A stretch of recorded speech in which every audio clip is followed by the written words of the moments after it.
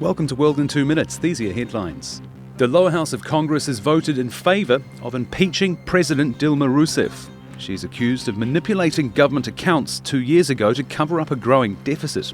The matter will now be sent to the Senate. While the vote required a two-thirds majority to pass the lower house, it only needs a simple majority to pass in Senate.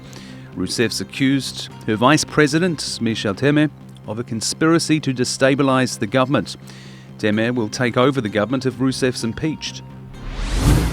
A magnitude 7.8 earthquake hit northwestern Ecuador on Sunday night. At least 272 people have been killed and another 2,068 injured. The death toll is expected to rise. Buildings were destroyed and power lines knocked out. There have been around 230 aftershocks. President Rafael Correa has declared a state of emergency.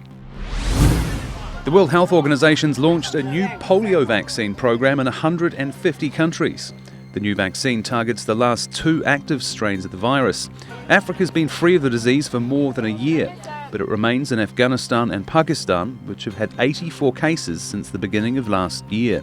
The symptoms of polio include fever, headache, vomiting, and pain in the limbs. It usually affects children under 5 and can lead to paralysis, even death. Johnny Depp's wife, Amber Heard's, pleaded guilty to making false statements on declaration papers in Australia. Last year, she declared she wasn't bringing anything into the country, even though she had her 2 dogs with her. Dogs coming from the US need to be placed in quarantine for 10 days after they arrive. The court decided against convicting her. She received a 1-month good behaviour bond, but will be fined $770 if she breaks it. She'd originally faced charges of up to 10 years jail or a $203,000 fine. Those charges were later dropped.